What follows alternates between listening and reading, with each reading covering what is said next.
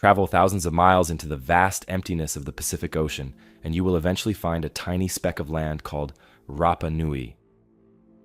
Most people know it simply as Easter Island. When you hear that name, you almost certainly picture the famous moai. These are the giant brooding stone statues that stare silently inland with their backs to the sea. While those statues are absolutely incredible achievements of ancient carving, they actually overshadow an entirely different architectural mystery hidden on the island. To find it, we have to look past the famous stone faces and focus our attention on the massive platforms they stand on. These ceremonial foundations are called ahus, and one of them is completely unlike anything else found in the entire Pacific. This is the staggering retaining wall of Ahu Vinapu. Ahu Vinapu sits on the western coast of the island. When you walk up to its retaining wall, you are instantly struck by a deep sense of visual déjà vu. The wall is not made of rough, stacked rubble like the hundreds of other platforms scattered across the island. Instead, it is constructed using massive, beautifully carved slabs of basalt that fit together with absolute microscopic precision. The ancient builders used the exact same polygonal masonry technique we just saw halfway across the world in Greece. They carved these heavy volcanic rocks into unique geometric shapes and locked them together perfectly without using a single drop of mortar. The joints are so incredibly tight that you cannot even slide a piece of paper between the heavy stones today. The level of craftsmanship on display here goes far beyond simply stacking heavy rocks. The builders specifically beveled the outer edges of the basalt slabs to give the wall a smooth, slightly rounded appearance. They even carved perfectly matching corner joints that wrapped tightly around the edges of the platform to lock the entire structure together. This is an incredibly advanced engineering technique designed to absorb shock and prevent the heavy wall from bursting outward under pressure. What makes this so deeply baffling is that this specific style of geometric, mortarless stone carving is practically identical to the famous Inca walls, found thousands of miles away in South America. The visual similarities are so striking that it immediately forces you to ask how two completely isolated cultures could build exactly the same way. To truly appreciate the mystery of Ahu Vinapu, you have to understand the extreme physical limitations of the people who built it. Rapa Nui is one of the most remote inhabited islands on the entire planet. The ancient Polynesian builders who settled here lived in an incredibly harsh and resource-scarce environment. They did not have vast trade networks, beasts of burden, or wheeled carts to move heavy materials across the land. Most importantly, they did not possess any hardened iron or steel tools. To cut and shape these massive basalt slabs, the stonemasons had to use smaller, harder stones called toki. They had to patiently and brutally pound away at the heavy volcanic rock for countless hours just to shave off a few inches of material. Basalt is an incredibly dense and unforgiving type of rock to work with. Attempting to carve complex, multi-angled curves into basalt using only handstones requires a level of physical endurance that is almost impossible to imagine today. Every single joint had to be painstakingly ground down and tested against its neighboring stone over and over again. The workers had to achieve this perfect fit while battling the harsh sun and the relentless ocean winds that sweep across the barren island. It was a staggering commitment of time and raw human energy for a society that was already struggling simply to grow enough food to survive. The culture behind this massive effort was deeply divided into complex clans and rival tribes. There was a fierce competition between these groups to build the largest statues and the most impressive ceremonial platforms. Building a massive ahu was a way to show sheer dominance and honor their highly revered, deified ancestors. Ahu Vinapu was a supreme display of power and resources by whichever clan controlled that specific coastal territory. By dedicating so much of their limited workforce to carving these perfect geometric stones, the ruling elite proved they had absolute control over the local population. The shocking resemblance between Ahu Vinapu and the megalithic walls of South America did not go unnoticed by early explorers.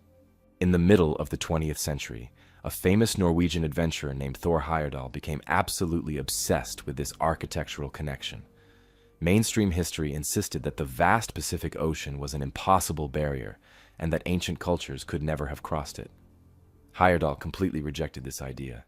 He firmly believed that ancient pre-Columbian sailors from South America possessed the navigational skills to cross the ocean and share their advanced building techniques with the Pacific Islanders. To prove his radical theory, Heyerdahl actually built a primitive wooden raft called the Kontiki, using only materials and technologies available to the ancient South Americans. In 1947, he and a small crew set sail from the coast of Peru, riding the ocean currents for thousands of miles across the open Pacific. After just over 100 days at sea, his raft successfully crashed into a reef in Polynesia. This daring and incredibly dangerous expedition proved beyond a shadow of a doubt that ancient transoceanic contact was physically possible. Heyerdahl pointed directly to the flawless polygonal masonry of Ahu-Vinapu as the ultimate physical proof that South American builders had once reached the shores of Rapa Nui. For decades, Heyerdahl's theory of a shared global blueprint fascinated the public and sparked endless debates among historians. However, modern archaeology demands hard evidence, and researchers have spent years thoroughly analyzing the ruins of Rapa Nui to find the truth. Recent and highly advanced mapping projects have carefully documented every single ceremonial platform scattered across the island. These deep surveys revealed a fascinating architectural timeline that complicates the idea of a sudden foreign influence. When archaeologists look at the older platforms on the island, they can actually see a slow and steady progression in the stone carving techniques. These mapping projects suggest that the islanders did not suddenly receive a fully formed blueprint from South American visitors. Instead, the physical evidence points toward a brilliant but completely independent evolution of engineering. The early platforms were built with rough, unshaped stones, and over many generations the local builders simply refined their craft. They eventually figured out that carving the stones to fit perfectly together created a much stronger and more durable platform for their massive statues. Ahu-Vinapu represents the absolute peak of this local architectural evolution. The islanders pushed their limited stone tools to the absolute breaking point to achieve a level of perfection that just happens to mirror the Great Walls of the Andes. This brings us to a massive, unresolved debate that still divides experts today. Does independent invention fully explain how two distant cultures arrived at the exact same complex solution? Mainstream archaeologists argue that when human beings are faced with similar environmental challenges, they will naturally develop similar engineering techniques.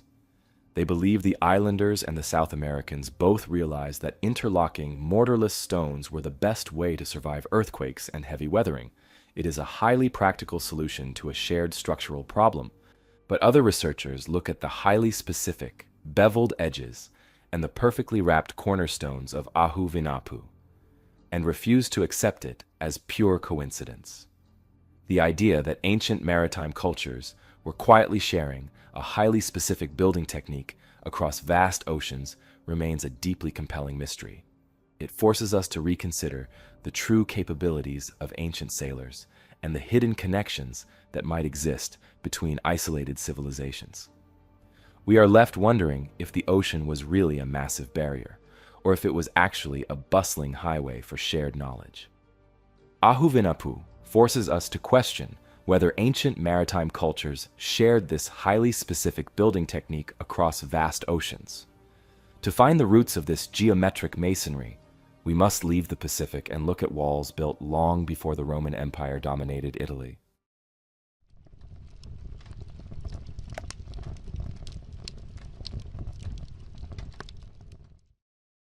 High above the sprawling Pontine marshes in central Italy sits the ancient ruined city of Norba. If you stand on the edge of this steep cliffside today, you can look out over the vast plains, stretching all the way to the shimmering Mediterranean Sea. The view is incredibly beautiful, but it also offered a massive strategic advantage to the people living there. Guarding this remote settlement is a massive ring of limestone walls that completely wraps around the ancient city limits. These towering defenses were built long before the Roman Empire ever dominated the landscape, and long before classic Roman concrete became the standard building material. They stand as a heavy and imposing reminder of a forgotten chapter in Italian history. Mainstream history often paints ancient Italy as a wild frontier that was simply waiting to be civilized by the Romans. The reality is that the region of Latium was home to several highly organized indigenous groups like the Latin and Volsci tribes. These were fiercely independent people who carved out a living in a beautiful but incredibly unforgiving landscape. Sometime around the 5th or 4th century BC, these early Italic people decided to heavily fortify the steep cliffside of Norba. They knew that holding the high ground was the only way to ensure their survival in such a volatile era. To achieve this, they launched a massive building project that rivaled the defensive engineering of any major Mediterranean power at the time. The builders of Norba did not use small bricks or manageable blocks of cut stone to protect their mountain home. They utilized the exact same polygonal masonry technique we saw earlier, but they adapted it to an incredibly massive scale. The ancient engineers quarried heavy limestone boulders directly from the surrounding mountainsides. They carved the edges of these massive rocks to fit together perfectly without using a single drop of mortar to bind them. The heavy stones were locked together in complex geometric patterns to form an impenetrable barrier around the entire settlement. You can trace the lines of these stones today and see exactly how much care went into every single placement. Carving massive blocks of limestone into highly specific shapes requires an immense amount of physical labor and absolute precision. The ancient stonemasons had to shape these heavy boulders using primitive tools, relying entirely on brute force and generations of inherited knowledge. Every single stone had to be carefully lifted and tested against its neighbor to ensure a perfectly flush fit along every curving edge. If a stone did not align perfectly, it had to be lowered back down and painstakingly chipped away until the joint was absolutely seamless.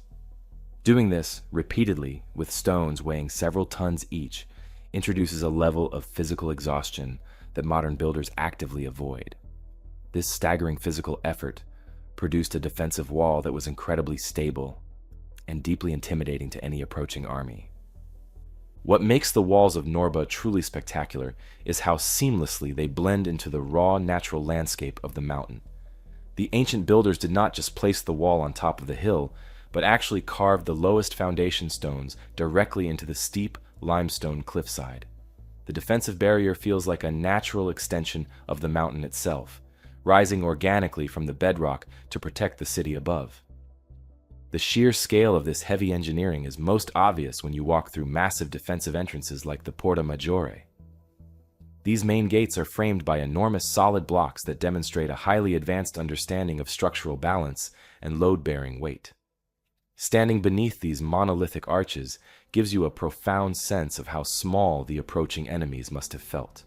Because the ruins of Norba are located so close to Rome, the incredible achievements of its original builders are frequently overshadowed by later imperial history.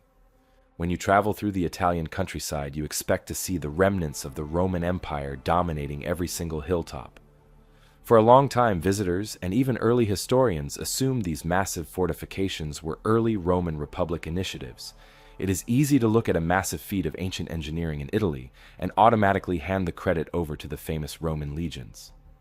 Topographical studies by modern archaeologists like Stefania Quilici Gigli have worked hard to correct this historical blind spot. Her extensive surveys of the site highlight the distinct pre-Roman origins of the heavy stone circuit walls. Her modern research proves that the indigenous Italic tribes possessed a deep mastery of complex engineering long before Rome conquered the peninsula. The ruins of Norba present a fascinating architectural puzzle when you consider the broader history of Italian building techniques.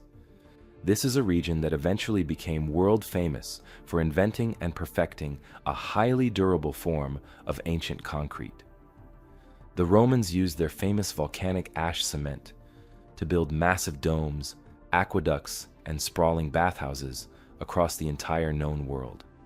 The complete lack of any mortar or binding cement in these early walls forces us to ask why the builders relied entirely on raw friction. Carving massive geometric blocks to fit perfectly together is vastly more difficult and time-consuming than simply pouring a primitive cement between rough stones. The ancient builders clearly believed that the sheer weight and flexibility of the mortarless joints provided a superior defense for their city. The tight interlocking stones could naturally absorb the violent shocks of the frequent earthquakes that still rattle central Italy today. A rigid wall held together by stiff mortar would easily crack and shatter during a heavy seismic event on the edge of a steep cliff. The heavy polygonal masonry allowed the walls of Norba to flex and settle back into place without losing any of their defensive strength. They understood the geology of their mountain home perfectly, and they engineered a defensive perimeter that worked in total harmony with the earth.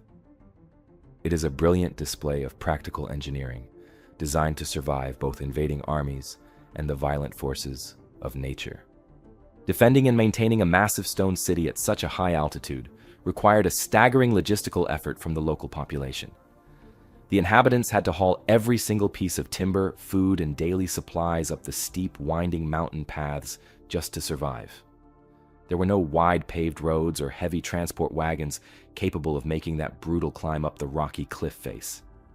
Every single item needed to sustain a bustling city had to be carried on the backs of the citizens or their livestock. Despite these incredible natural defenses and the massive stone walls, the city of Norba met a sudden and incredibly violent end. During the brutal Roman civil wars of the 1st century BC, the city chose to side with a faction opposing a ruthless general named Sulla. Sulla was famous for his absolute cruelty and his willingness to completely wipe out any city that dared to stand against him. When Sulla's forces finally marched up the mountain and breached the defenses, the inhabitants of Norba made a desperate and tragic choice. Rather than surrender to the enemy and face a lifetime of brutal slavery, the citizens chose to burn their own city to the ground. The city was completely destroyed in the resulting fire, and the high-altitude site was permanently abandoned to the elements. The surviving stone foundations and the towering circuit walls were left behind to slowly weather away on the remote cliffside. Today, the ruins of Norba stand as a quiet testament to a culture that mastered heavy stone engineering before Rome took control. But just slightly north in the hills of Umbria, another set of walls takes this pre-Roman architecture to an even larger scale.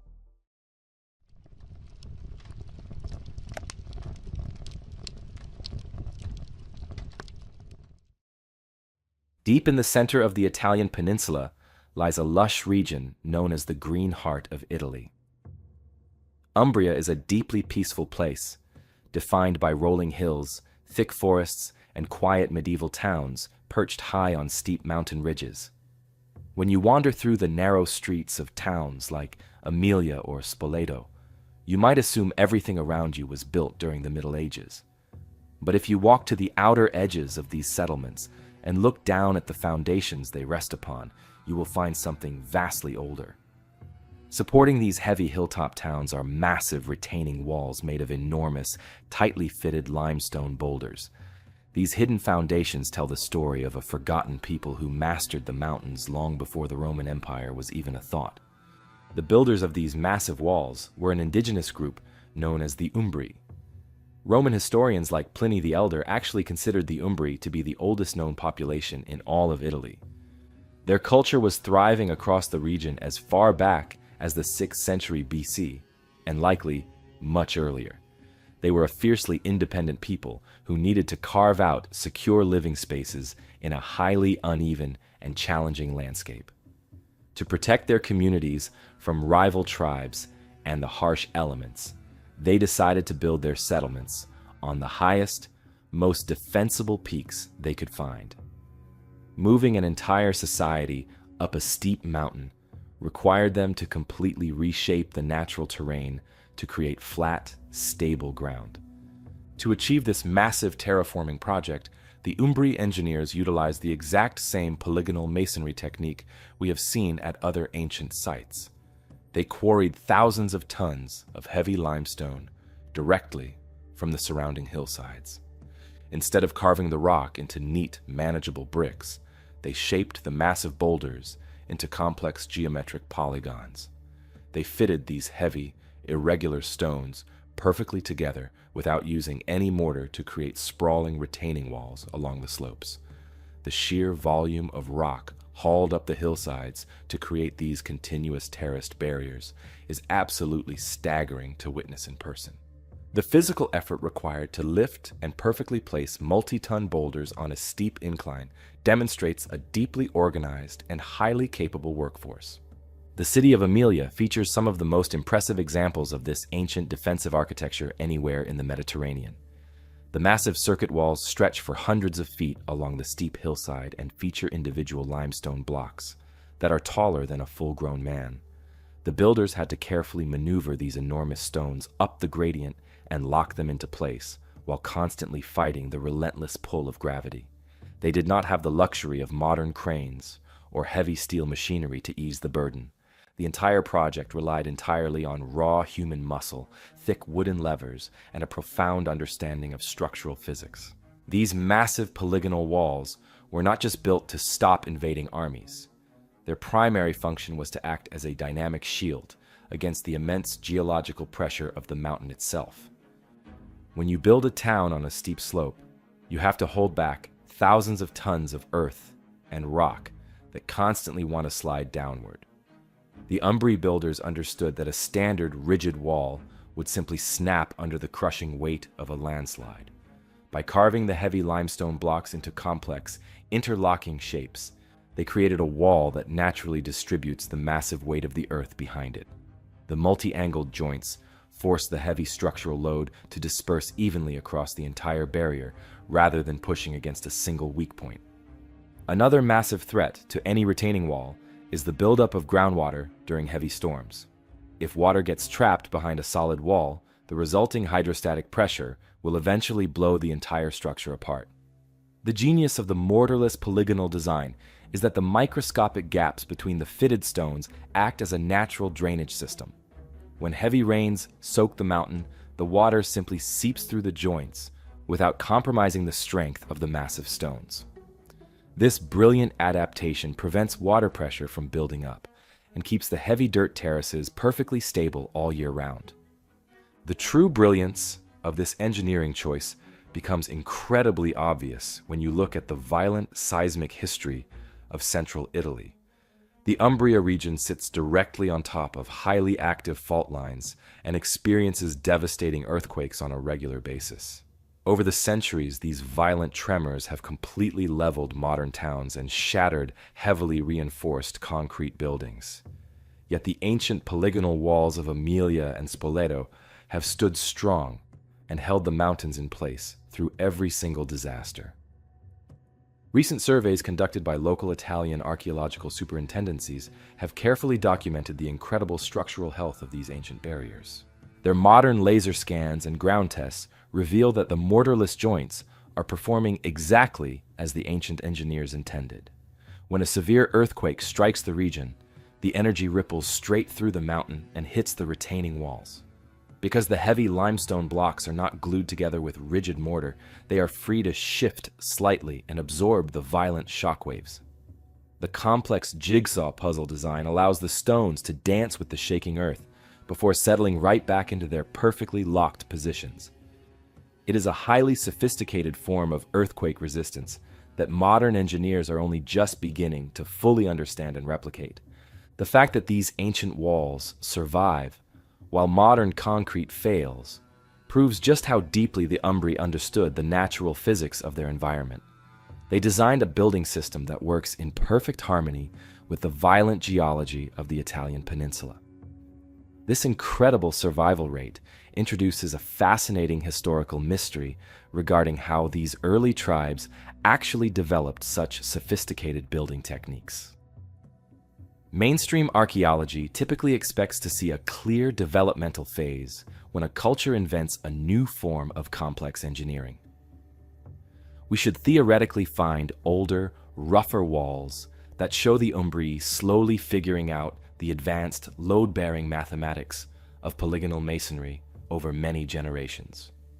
But the heavy terraced walls of central Italy seem to appear in the archaeological record already perfected and operating at a massive scale. The The builders demonstrated a sudden, absolute mastery of complex geometry and heavy stone lifting, without leaving behind a clear trail of trial and error.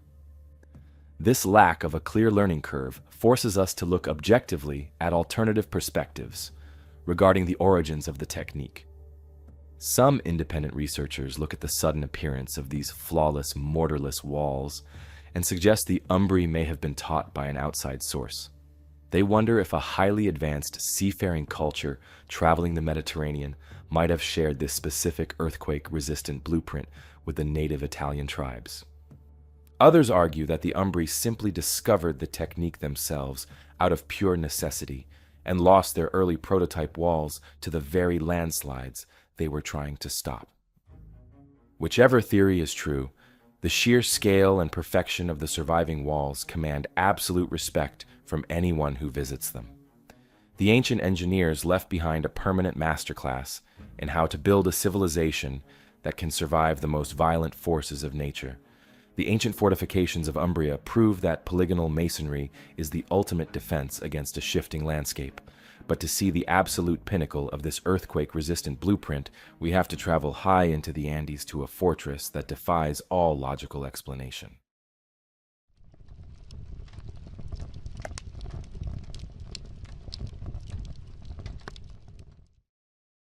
High up in the Andes Mountains of Peru lies a fortress that defies everything we think we know about ancient engineering.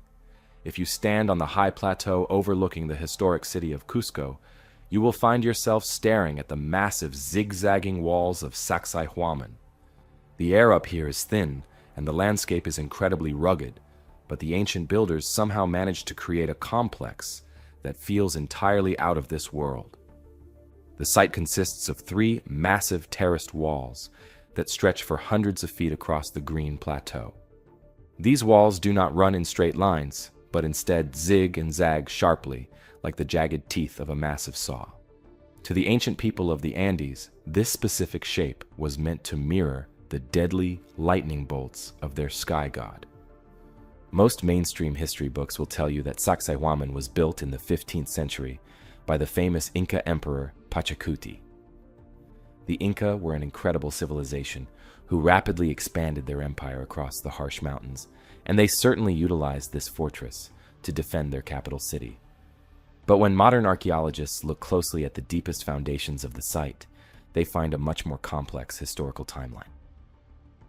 There is growing physical evidence that an older society known as the Kilki culture actually initiated the very first construction here around 1100 AD. The Inca likely inherited these heavy stone foundations and spent decades expanding upon them to create the sprawling megalithic complex we see today. It is another perfect example of a younger empire standing directly on the shoulders of the ancient builders who came before them.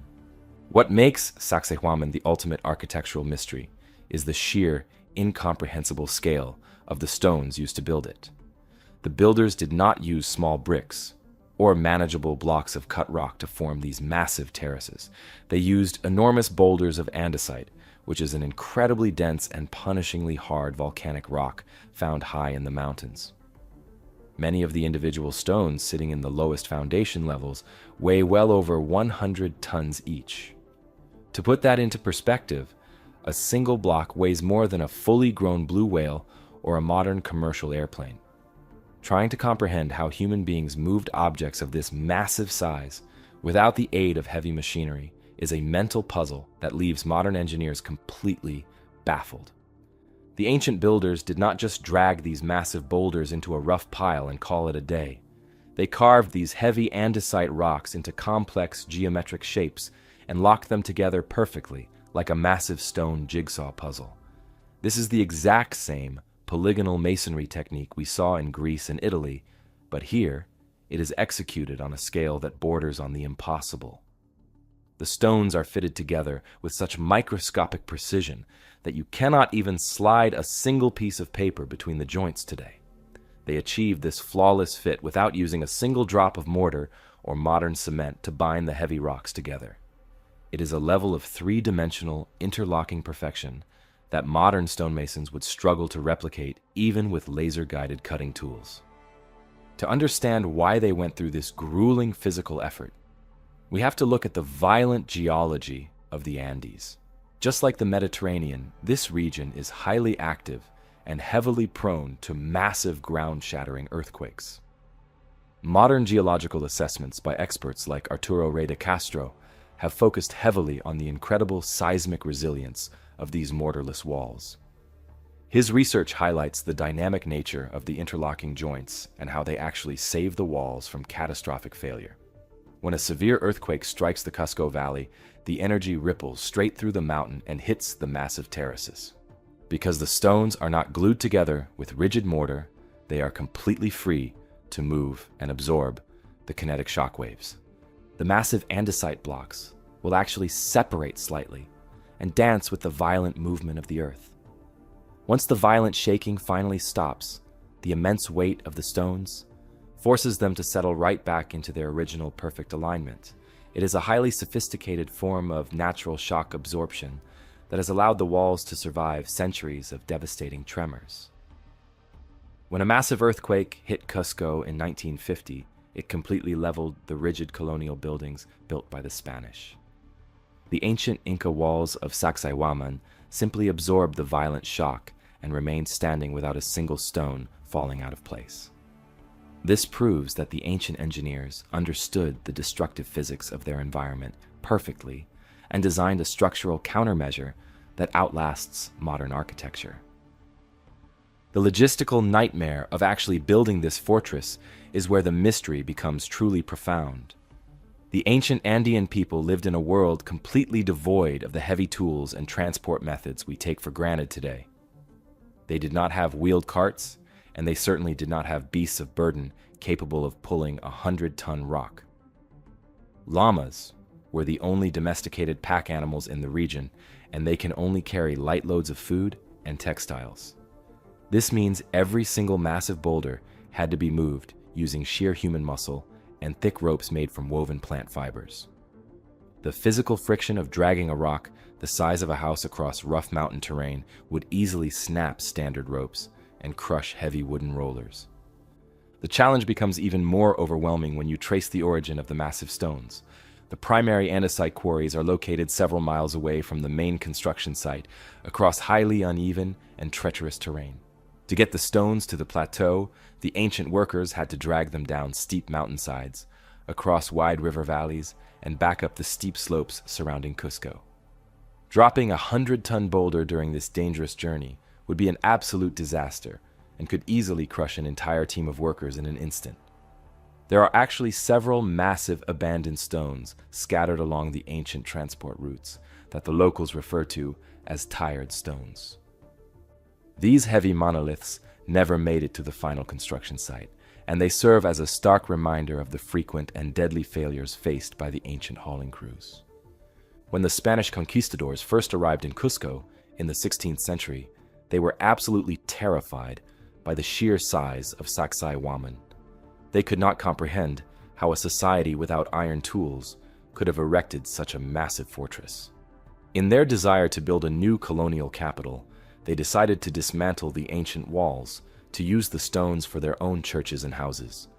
They successfully pried away the smaller blocks from the upper terraces and rolled them down the hill into the city below.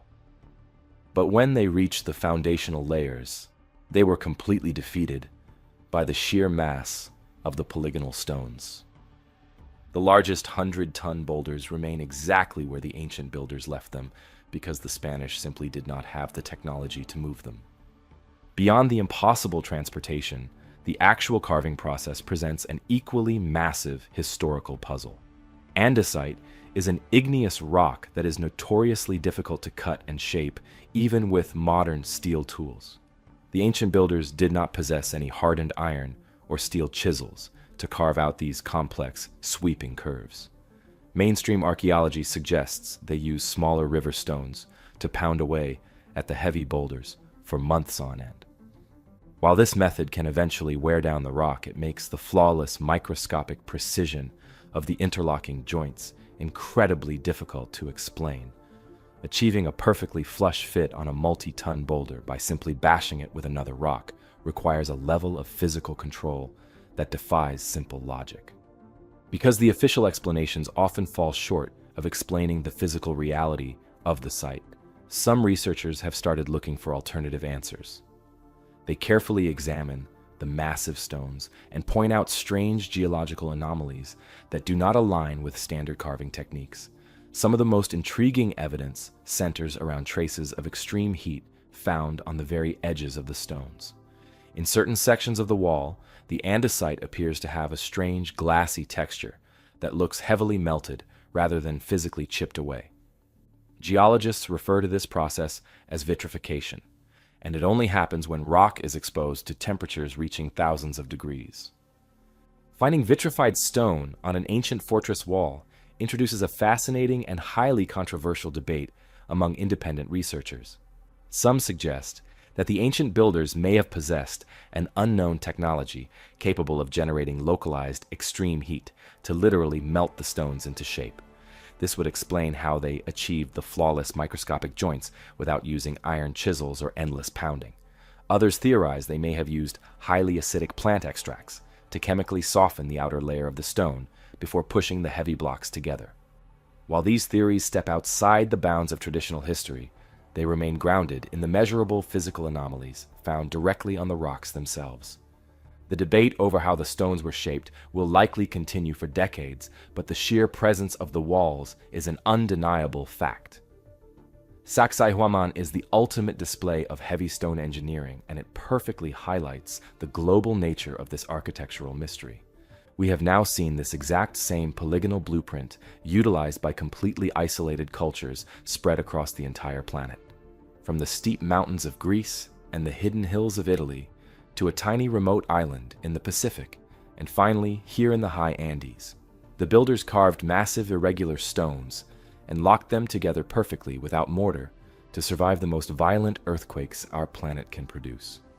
It is incredibly difficult to believe that all of these distant cultures simply stumbled upon this exact same highly complex solution by pure coincidence. Sacsayhuaman forces us to ask how this specific geometric blueprint mirrored the techniques seen across oceans and continents. It points to a deep, global connection and a shared understanding of structural physics that we are only just beginning to uncover. The ruins strongly suggest that human history is far more connected and vastly more complex than the simple timelines printed in our textbooks. Sacsayhuaman stands as the definitive summary of our global architectural mystery. We must ask how this exact polygonal blueprint mirrors the techniques seen in Greece, Italy, and the Pacific, pointing to a global connection we are only beginning to understand. Now it's your turn. Tell us in the comments which of these megalithic sites you find the most compelling, and we will be replying to our favorite theories. Be sure to subscribe for more deep dives into the hidden chapters of our past. You can click the video on screen now to explore more ancient discoveries that experts still cannot explain. And until next time, as always, stay curious.